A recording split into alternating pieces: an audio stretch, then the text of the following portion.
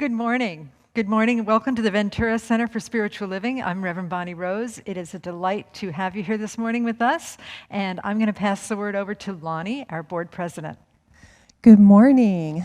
So it's just a beautiful day, and I'm so glad that you can join us. What a treat to have our beautiful Joan Bergstrom praying us in, and our beloved Tina singing, oh, that joyful noise. So settle in. It is a little chilly, so I think you need some hot tea or cocoa or hot coffee, and enjoy. We're so glad you could join us.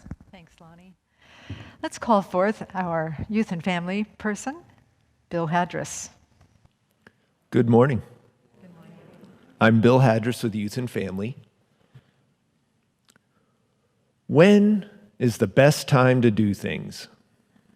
Morning. Is it yesterday? In the past? You can't. It already happened. How about tomorrow? In the future?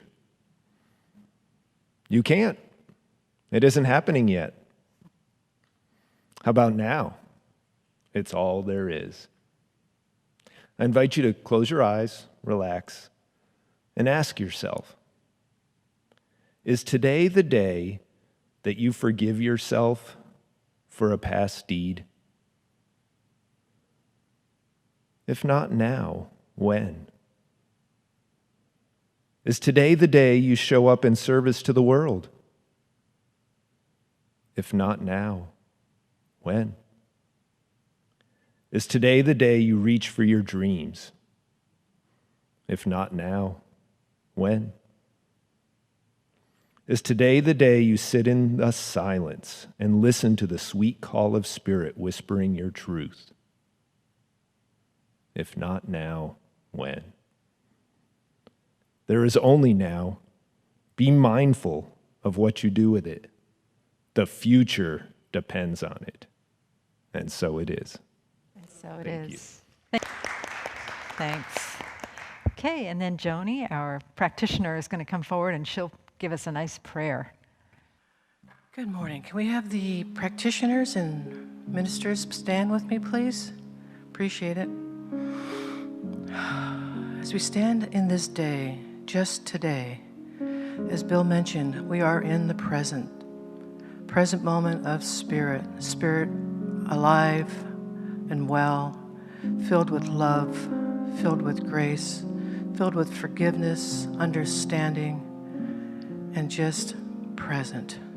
I recognize this for myself as I recognize this for each and every one of you present that said yes to the service.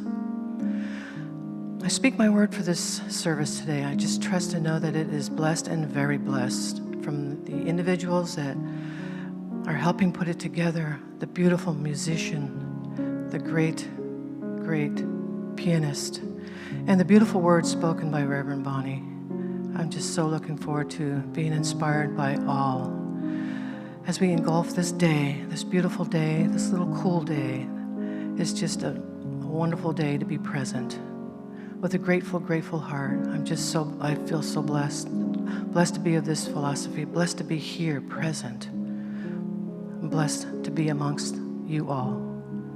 I release these words into the mystery of the law, as the law says yes. We all together say, and so it is. And so it is. And so we allow it to be as we continue to breathe deeply, settling into this present moment, into this holy now, into the wholeness of being together as a microcosm of the entire universe, doing spiritual work. We open our hearts, we open our minds, we open our ears to listen to the words of our sacred reading. A House Called Tomorrow by Alberto Rios. You are not 15 or 12 or 17. You are 100 wild centuries, and bringing with you in every breath and in every step everyone who has come before you, all the yous that you have been, the mothers of your mothers, the fathers of your fathers. If someone in your family tree was trouble, 100 were not. The bad do not win, finally, no matter how loud they are. We simply would not be here if that were so. You are made fundamentally from the good. With this knowledge, you never march alone. You are the breaking news of the century. You are the good who has come forward through it all, even if so many days feel otherwise. But think, when you as a child learned to speak, it's not that you didn't know words. It's that from the centuries you knew so many that it's hard to choose the words that will be your own. From those centuries, we human beings bring with us the simple solutions and songs, the river bridges and star charts and song harmonies, and in service to a simple idea that we can make a house called tomorrow.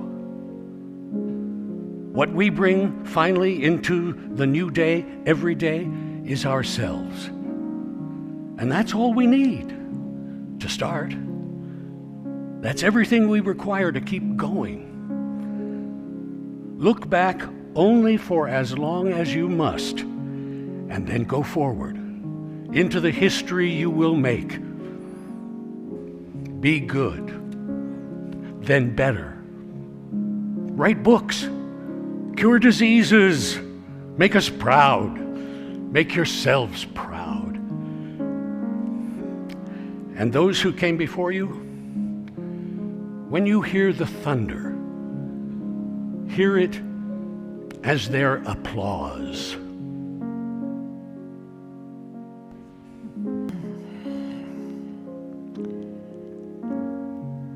Yes, and amen to that. To all of our humble greatness, we say yes. To this present moment, as we build tomorrows, as we honor the past, in the now, let us be completely who we are, as we breathe in deeply. And then exhale, opening our eyes in love and in service to what is, as it is, and so it is. Good morning to all of you out there. We miss you, we love you, and we're here to serve you during this time.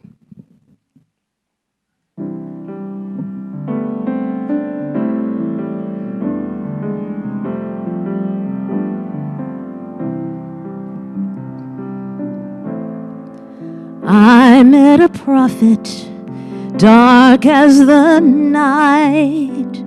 She could see into my soul, said she'd been watching and had some advice. She said, shadows make you whole. A life without pain is a wolf in sheep's clothes.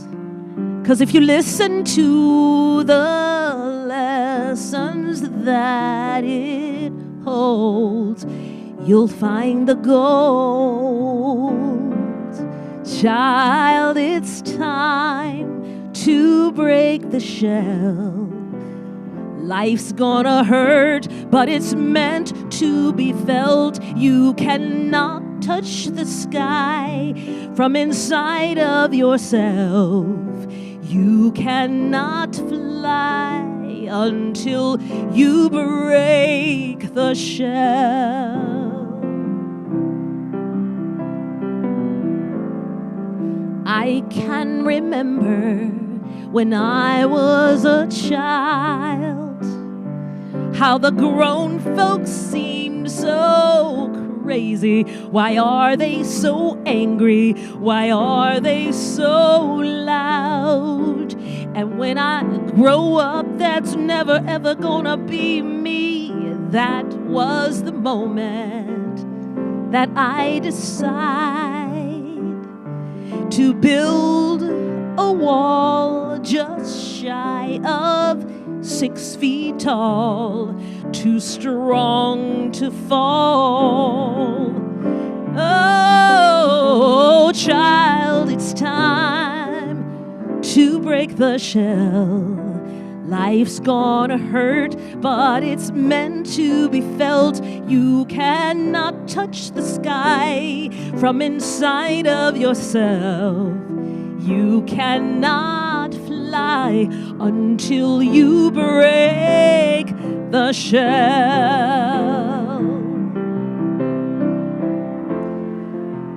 Well, courage is meant to be felt. It's not being hard. It's time to pull back all of the layers you put between who you're meant to be and who you are.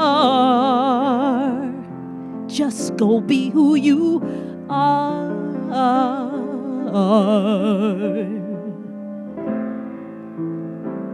So disappointing to finally understand that there's no such thing as perfect. We're all simply doing the best that we can, and we have a choice to live or truly be alive.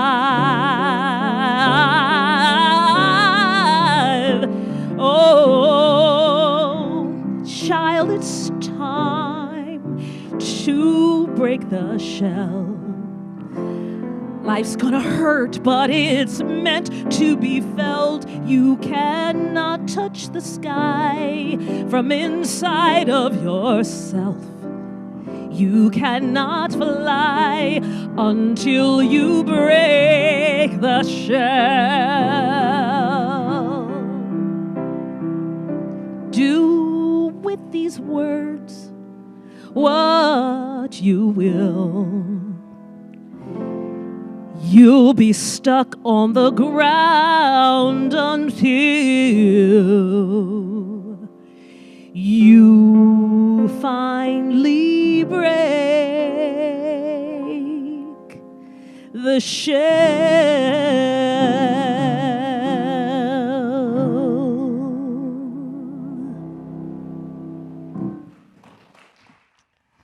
Thank you, Tina and Chris. That was lovely. Thanks so much. And Joan, your beautiful prayer, and Hugh, that amazing reading. Thank you. Appreciate it. And Lonnie, thank you for your welcome. Okay, I think I got everybody, so I can talk. I'm procrastinating, okay? I'm just procrastinating. Okay, so the talk today is called A Pause for Liberation. That's pause, P-A-U-S-E, not pause as an animal pause. And one of the reasons I'm speaking about it is that liberation is a huge part of our teaching, the science of mind teaching. You know, Ernest Holmes talks about that, how it's every person's birthright to be free, and that there's a yearning in each of us to be free. And that's one of the most important things about incarnating as a human, is that we get to meet the resistance yet fulfill the desire to become free. So freedom is immensely important to us. Liberation is important to us. So take a moment and think, you know, if I take a pause right now and think about what liberation would look like for me, what would that be? What would that look like? What would change? And then see if you can expand that vision a little bit to see if you can imagine liberation for all beings everywhere. And what would that look like? And how would I need to be? And what would change? I am willing to bet that every single one of us, including me, had a dream of liberation that was perhaps smaller than it needed to be. The other day, I had the honor of reading a speech by our friend Nipun Mehta, who received an award in Japan, the Goi Peace Foundation, I believe it's called. I'm probably messing up that name, but it's the people who plant the peace poles, and they've been around since the end of World War II. And he received an award from them, Service Space, his global service organization, or our global service organization, received the award as well. And he, in his acceptance speech, he said something that I thought was so beautiful. He said that we are handcuffing our brilliance. We are locking up our brilliance. Some of us may have locked up our brilliance and seemingly thrown away the key, but we have the key. We have the key. He also suggested that we have this whole ocean of infinity in front of us, and we are trying to put the ocean into a tiny bucket. This ocean of infinite possibilities in a tiny bucket. That reminded me of the story that I often tell about St. Augustine, where he was walking around doing his saint things, and I don't know if he was a saint yet, but he happened upon this little boy who was holding a cup of the ocean in his hands. And St. Augustine said to the little boy, "What are you doing?" And the boy said, "I'm studying the ocean." And then an angel popped into the scene, and she said, "St. Augustine, that little boy is you. You're trying to hold the infinite in the cup of your hands. In order to understand the infinite, you must throw yourself into the infinite without caution. Just jump into the infinite and allow it to carry you, and that's how you'll know the infinite." So I'm encouraging all of us, instead of ignoring the infinite, instead of ignoring the possibilities of liberation, instead of ignoring the vastness that is available for us, that today we make the pledge, the commitment to ignite the infinite in our lives, to ignite liberation in our lives, to ignite perfect freedom in our lives. And we do that mindfully, kindfully, and I have a single word that will help us do that. But I'm not going to tell you yet. First, a dog story.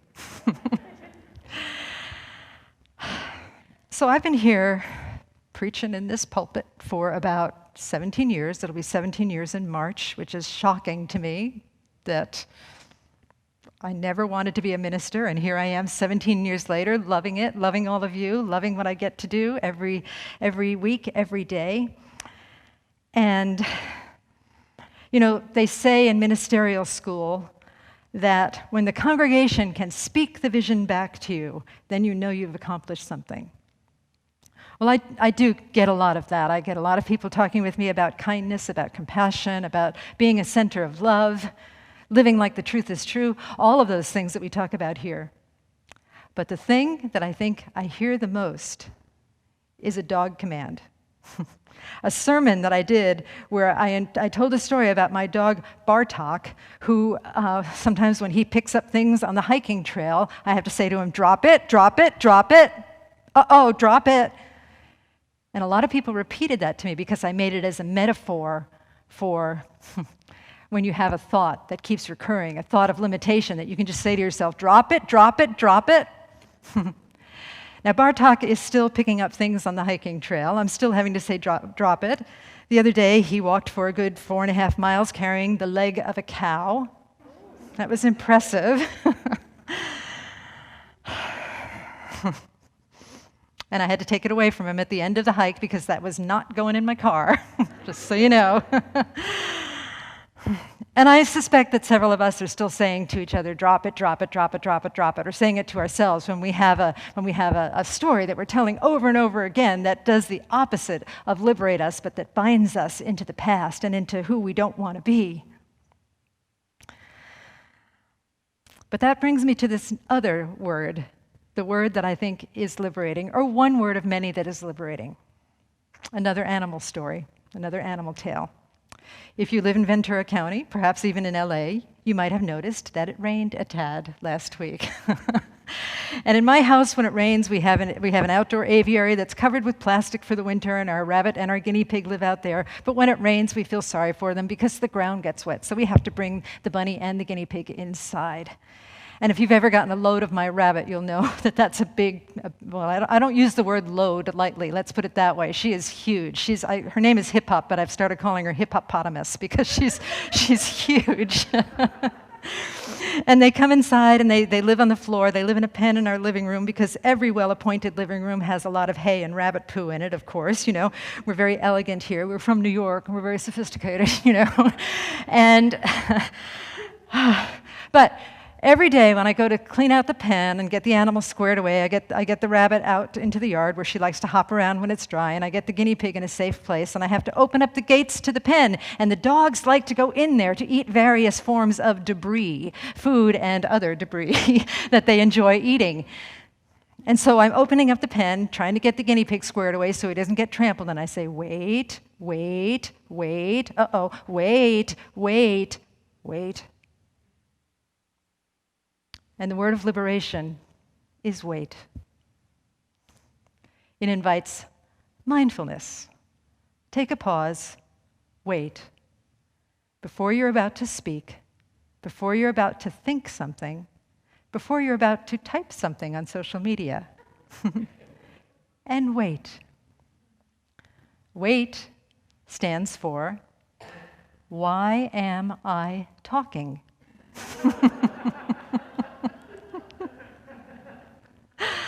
And in the case of social media, why am I typing? There you go. Perfect. Perfect. You all are getting it, right? So why am I talking? I'll just stick with talking for now, because I don't type a lot on social media. I just put up jokes and churchy things. Why am I talking? Well, on a good day, I'm expressing my authentic soul. I'm talking about the glory of God and what a joyful project it is to be involved in existence and to see the world through the eyes of love. That's on a good day. And on other days, I'm talking, and by I mean we. I'm not sure if you can relate to this, but I'm often talking to try and prove something to someone. I'm often talking to try and hide something from someone. I'm often talking to cover up something that I don't want to say. I'm often talking to cover up my shame or embarrassment. I am often talking to try and get somebody to change, to think more like I do. I heard that. So many reasons to talk, and so many reasons that bind us. If we are really living in unconditional reality, in the world of Rumi's field, out beyond ideas of wrongdoing and right doing, where everything is unconditional, where there is unconditional love that is not dependent on conditions, where there is unconditional joy that doesn't care what you think, the joy can abound whether or not you think like I do, then we don't have to engage in those activities, in that talking, in that way of speaking that is trying to change others or trying to change ourselves in an aggressive manner or trying to prove something or trying to act like a victim or trying to manipulate in one way or another. You know, I was reminded of a book that we used to teach here in the church years and years ago, probably 10 or 15 years ago, and it was called Real Love by Greg Bayer. And he categorized the reasons that we talk or the reasons that we say anything into two types of behaviors that keep us from real love. And the two types of behaviors are getting behaviors and protecting behaviors. Getting behaviors are things like attacking, lying, clinging, acting like a victim. And the protecting behaviors are the same thing, except running away versus clinging. And it's amazing how often we fall into the trap of doing those things, but that doesn't bring us to real love. That brings us to propping up the sense of separation and the false self and the feeling that this person is against us when really they're not. They're there for us. They're there for our becoming. They're there for our enlightenment. You know, so it's my suggestion for myself and for all of us is to just practice that idea of wait. Why am I talking? And before we speak to somebody, particularly if it's getting heated, particularly if we're tempted to try and change that person, particularly if we're trying to suppress something in ourselves that needs to be expressed, why am I talking? And then look at the real reason without shame, without blame, without regret, and then see if another choice might be more conducive to giving us the freedom that we all long for. And freedom is one thing. freedom is one thing. Freedom is great. But again, at the beginning of this service, I talked about handcuffing our brilliance and trying to put the ocean into a tiny bucket. What if not only are we trying to avoid being bound, but if our words could liberate ourselves and all beings everywhere? What if we could speak, as Emma Curtis Hopkins say, the words that make the world glad and sane again? What if that could be us? What if that could be you and you and you and you and you and me and all of us speaking the words that make the world glad and sane again? As always, I turn back to the story that I tell so much. I apologize for telling it so much, or maybe I shouldn't apologize for telling it so much because it's such a good story and it has had such an impact on me. But it's the story about Arun Dada, who was, he wandered around India with Gandhi's spiritual successor, and he was incredible holy man. He came here to the church and he spoke, and we had a translator, and even though nobody could understand the actual words he was saying, the whole place was just lit up by his presence. And there's a story about him where he lived next door to this man that was difficult and used a lot of foul language and yelled and dumped his stuff all over Arun Dada's front yard. And when it came time to, he had a confrontation with him, and the guy came over to his house, the neighbor that was difficult, came over to his house, and he yelled at him, and he slapped him, and he broke Arun Dada's glasses. You know, and that to me is like such a bully thing, you know, and I don't know if you guys were like this, but when I was in elementary school, that's what the bullies would always say to the kids. They'd be like, I'm going to break your glasses. And it just touches me so much that somebody could do that to somebody else. But Arun Dada said, you know what, I need a new prescription anyway, I'm going to go get some new ones. And then they kept their distance for a while, but that was not enough for Arun Dada. He listened to his neighbor. He listened to the curses. He listened to what was going on over on the other side of the fence. And one day he heard him signing off from a phone call, and instead of saying goodbye, he said, Jai Shri Krishna. Jai Shri Krishna, which is like, hail, beloved Krishna. Hail, beloved love. Krishna is a symbol of love. And when the man walked by him the next day, he said, you know what? I heard you say Jai Shri Krishna to your friend on the phone. What if every time you and I passed each other in the street or saw each other, we said Jai Shri Krishna to each other? He waited. He meditated. He waited for the right moment. He asked, why am I talking? And he found the words that made the relationship glad and sane again. Because every time these two men crossed each other's paths, they would say that word, one to the other, Jai Shri Krishna, Jai Shri Krishna, which is similar to saying, I celebrate the love that is within you. And lo and behold, they ultimately became caring about each other. It changed everything. The words that made the world glad and sane again. There's another story about another monk. This is a Zen story. And there was this monk, we'll call it the proud monk and the humble monk. And the humble monk was somebody that spoke from the heart. And he didn't quote scriptures, or at least he didn't quote them accurately, and he probably told a lot of dog stories and whatnot. And I'm like cringing here thinking of me. Okay, so he just spoke from the heart. The proud monk was very intellectual, not that there's anything wrong with that, but he was able to quote passages of spiritual texts and be just so bold in his presentation and lofty and somewhat superior to the lesser educated people that listened to him. Well, lo and behold, the people listening over here to the proud monk started going over here to the humble monk. And the proud monk became angry. And he said, I'm going to go confront that humble monk, and I'm going to tell him who's boss. And so he came over there to the humble monk, and he talked to the humble monk. He was standing on the street, and the humble monk was looking out a window. And he said to the humble monk, you can't boss me around. I'm the boss. And the humble monk said, oh, I understand. Well, why don't you come in here for a minute so I can really connect with you. So the proud monk came inside, stood by the humble monk, and the humble monk said, you know what, maybe stand to my right side because my right ear is a little, I can hear a little better out of my right ear. And then he walked over there, the proud monk walked over to the right side, and then the humble monk said, you know what, the right side isn't working for me. The light is better over here, so come over here. So the proud monk walked over here. And the proud monk realized that the humble monk had been telling him what to do. And he started going off on that, but the humble monk said, oh, no. I just know at your heart you're such a good-natured person and you would want to do what's best for everybody. That's a beautiful example of wait until the moment is right and ask, why am I talking? Am I talking to put this person down? Am I talking to make this person wronger than they even think they are? Or am I talking to lift this person up into the possibilities that they can be? Why am I talking?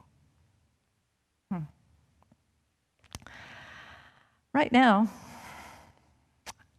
I can't remember why I'm talking because I don't know what I'm supposed to say next. So let me just mosey over here and see what I had a plan to say. Oh, yeah, how could I forget this part? The good news is, okay, this why am I talking business is not easy. It's not for sissies. It's not for wimps, okay? If you are a sissy or a wimp, you might as well just go watch an episode of, I don't know, Breaking Bad or something, some show. Well, I love that show, but anyway, watch something. Just go watch television, because this is a practice that has the possibility to change the world, and it's huge and it's big. It has the possibility to affect huge changes, but the thing is that it happens in the minutiae of our lives. But the good news about that is that we have so many opportunities to practice. So many opportunities to practice. Every single day, if I could remember to say, why am I talking? Sometimes the news will be good. Sometimes the news will be that, yes, I am showing up to make the world glad and sane again. And other times the news would be, oh, wow, you're talking because you're trying to prove that you're smarter than this person, or you're trying to prove that you're right and they're wrong, or you're trying to change this person, right? In the minutiae of life, this happened to me the other day. I had a little issue with this part of my car. It was the clicker, the keyless lock thing, and it said the battery was running low. And I looked at that thing, and I'm like, how do you open that thing? Does anybody know how to open that thing? Jennifer does. Okay, she's an engineer. What the heck? Yeah. So it just was a puzzle to me, right, Tina? You're with me? We're talking the same language. Yeah, it was a puzzle to me. And I didn't want to drive all the way over to where Toyota is in Oxnard because, I didn't want to go over there. I didn't want to book a flight to Oxnard, and have to get over there, pack a suitcase, blah, blah, blah. And so I decided to go around the corner to Santa Paula, they've been very kind to me because they worked in my car in the past and they work on my husband's car. And so I called them first and I tried to explain the problem. And the man on the other side of the phone, I got bounced back between service and parts several times, so I was a little cranky. But the man on the other end of the phone started mansplaining to me. Mansplaining. And then I heard him roll his eyes.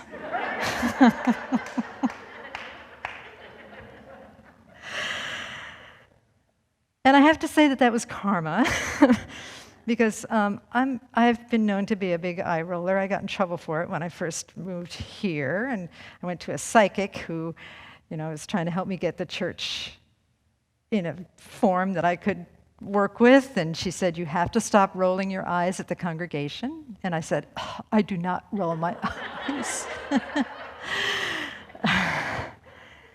And I have recently been accused of minister-splaining, which is a thing, along with monk-splaining. And I have a friend who's a horse trainer, and I told her the other day she's a trainer-splainer. So there. But anyway, it was karma. We couldn't figure it out on the phone, so I went in there with my little device and I handed it to him. But before I got in there, I practiced wait. I said, okay, how are you going to show up in that place? Are you going to show up as impatient as you are in this moment? Are you going to show up after having experience the heinous crime of mansplaining and eye-rolling and take it personally, or are you going to show up and make the world glad and sane again? And I chose the latter, and I was so happy to go in there and talk to these people in the parts counter who don't get a lot of contact these days, and just show them my problem, and they fixed it right away. And I was just so impressed because they did something that I don't know how to do. And at the end of it, I just said to them, you know what, you guys, you made my day. You have no idea how important this is to me because I have to go places. My dogs need to go places. And having the ability to open my car, and the car won't even start if the key's not in there. So just thank you so much. How much do I owe you? And the guy said, nothing. So I think that was a demonstration.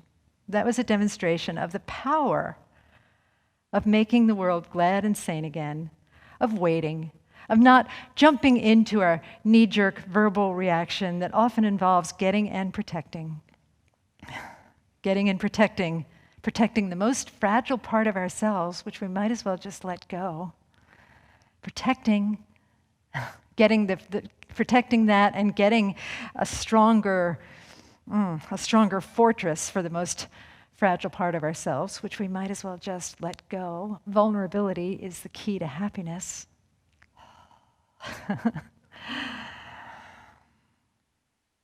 Moving past that and becoming that person that shines their light on the world and in so doing encourages others to do the same. Because I know we've all had that experience. Someone has been kind to you, someone has been kind to me, someone has been exceptionally kind to me, and then the next person I speak to, I'm exceptionally kind to because that person has put me in such a good mood. That interaction has put me in such a good mood.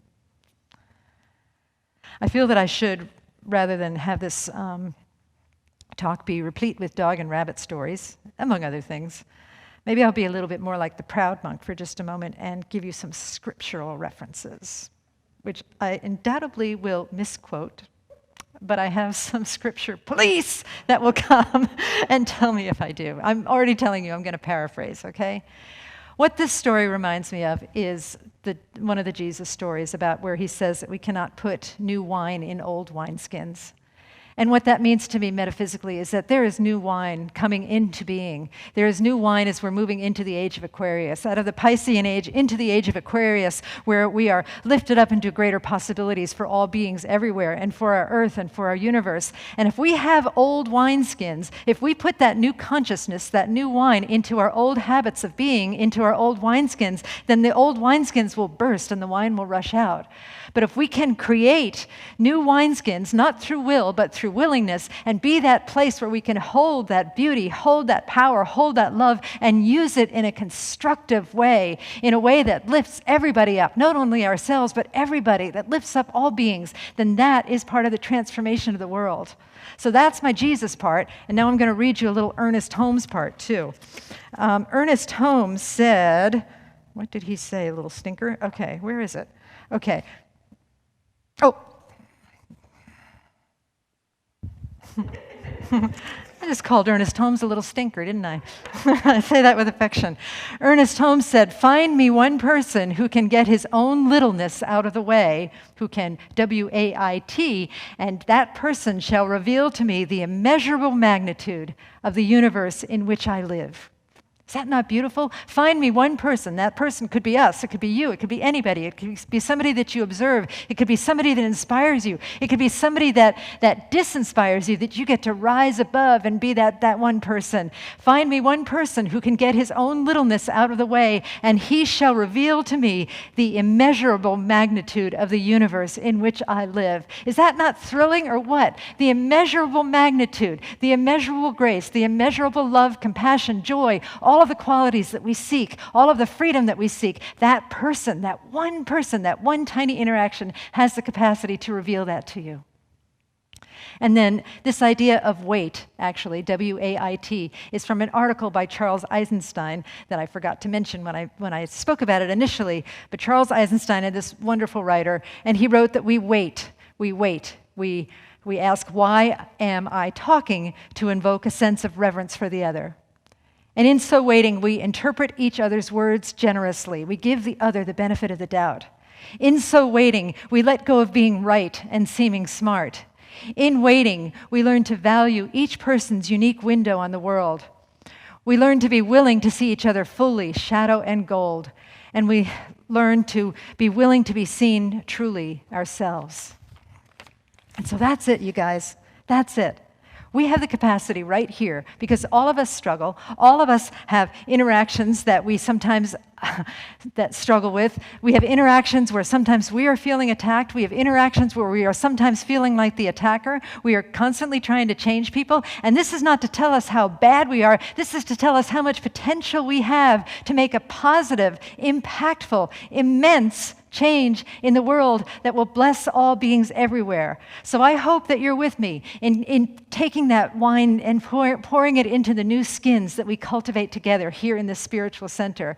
I hope that you are with me in revealing the immeasurable magnitude of the grace in the universe. And I hope that you are with me in treating every conversation like it's a church, like it's a sanctuary, like it's a temple, because it is. It is reverent, it is pure, it is holy, it is a container for grace. Let's do that right now, and let us pray.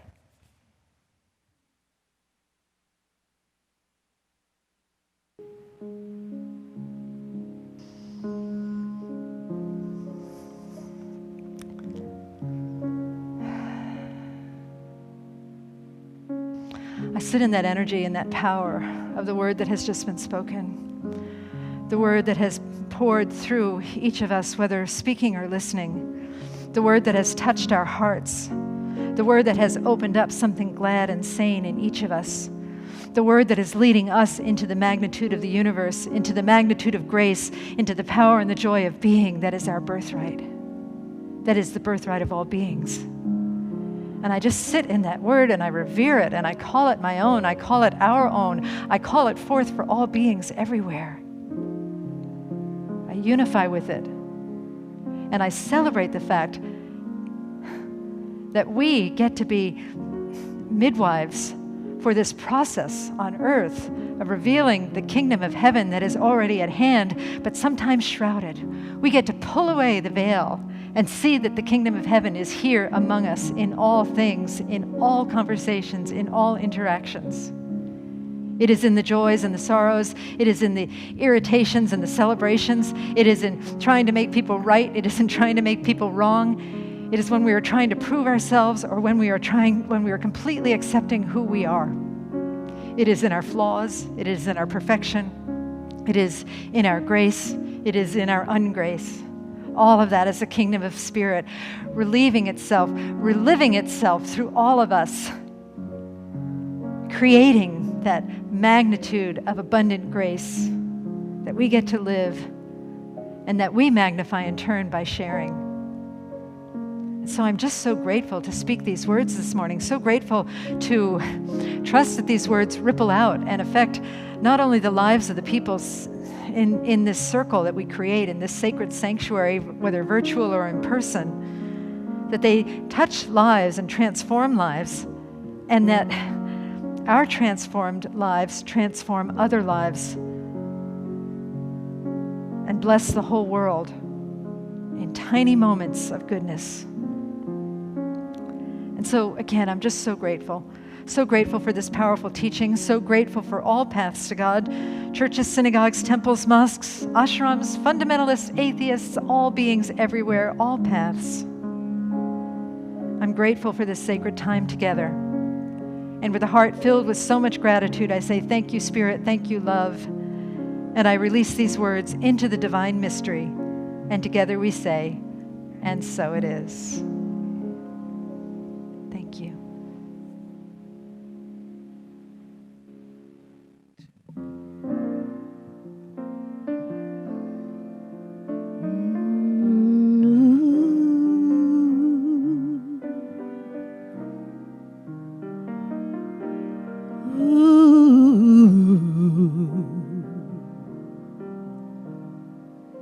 If ever I was called to lead the masses, what kind of revolution would I lead? Before I change the world and take some action, I'd have to change the world inside of me. Well, everyone has got their own own opinions on how to rearrange the other woman and man. But if we see the things we have in common, perhaps we drop our fists and lend a hand. 'Cause just like Martin, we have a dream. And just like Gandhi, we want peace. Like Mother Teresa, we want love. God grant us courage to rise above. Many dreamers paved the way before us, and yet it seems that we have just begun. If we could look beyond into the future, tell me, what would the people say that we have done? 'Cause just like Martin, we have a dream. And just like Gandhi, we want peace. Like Mother Teresa, we want love. God grant us courage to rise above. The key to our future is within our hands. Let's join together in every land. 'Cause just like Martin, we have a dream. And just like Gandhi, we want peace. Like Mother Teresa, we want love. God grant us courage to rise above. Just like Martin, we have a dream. And just like Gandhi, we want peace. And like Mother Teresa, we want love. God grant us courage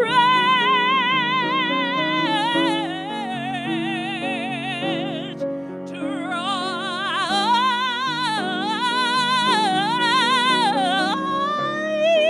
above. God grant us courage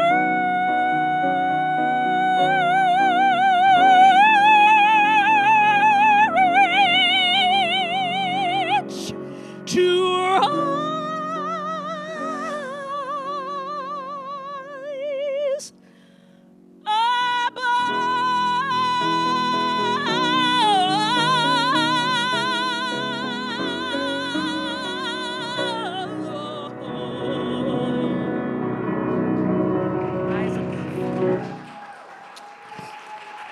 Goodness. Wow. Okay. Oh, look. Today's flowers are dedicated to Lita Martin, one of our practitioners, because she continues to oversee the Wednesday weekly meditations. I know it means so much to people, Lita. I hope you're watching, that people have a place to go on Wednesdays. And thank you so much for keeping that all flowing so generously and so smoothly. We really, really appreciate you. The first Wednesday healing meditation is this Wednesday, Simple Beauty, and it's facilitated by one of our practitioners, Kathy Walker. There are lots of details about what that entails, and also the Zoom link on our website, www.VenturaCSL.org. I'm starting a new class. It's called Devotion. It's taught by me 4 Thursdays in February 11th through March 4th, and that's on Zoom. There's more information and pre-registration on the classes page on our website. I'll let you know more what it's about next week when I know more what it's about, but it's it's about devotion of some sort. So it'll be great. They're always really fun because of everybody who signs up. We have just such a fantastic time, and we all go deep. And then the annual meeting is this Sunday. No, Lonnie, am I supposed to announce this? It's not this Sunday. It's Sunday the 28th. Lonnie will come up and tell you more about it another Sunday. But it's Sunday the 28th, and it's on Zoom, and more details will follow soon. Basically, what we're going to have you do so we can get our quorum is have you sign up in advance, and then we'll give you the Zoom link so you can get on. So you'll hear how the church has done in the past year. See if you have any questions about the coming year. And we'll take it from there. And then after the service, we have prayer for anybody who needs it. All you need to do is look for the link in the comments section and then click on the link, and that will bring you to a Zoom room with a bunch of our practitioners, and you can go into a private Zoom room with one of them and get prayer for whatever you want, whether it's something that you're struggling with or something that brings you great joy. Be sure to take care of our divine and devoted practitioners for that purpose. Thank you so much for joining us today. And we're going to go ahead and pray, and I will see you next week. So here we go. So I turn within. Together we turn within and we breathe. And we allow ourselves to be just in this beautiful time that we've spent together, just carrying the energy of this service with us, whether it was through words or music or fellowship, whether it was through Facebook fellowship, whether it was just being able to hear the truth felt, spoken, and understood. We give thanks for any deeper understandings that we have had personally, and we know and we trust that these understandings will bless our lives and also bless the world around us, blessing all beings everywhere. And so with a heart that is so filled with gratitude and so filled with love and kindness, I just give thanks for this sacred time. I give thanks for this incredible spiritual center that is so filled with love and so filled with goodness. And with a heart that is so filled with all of that gratitude and so much more, I release these words into the divine mystery. And together we say, and so it is. Thank you. Namaste.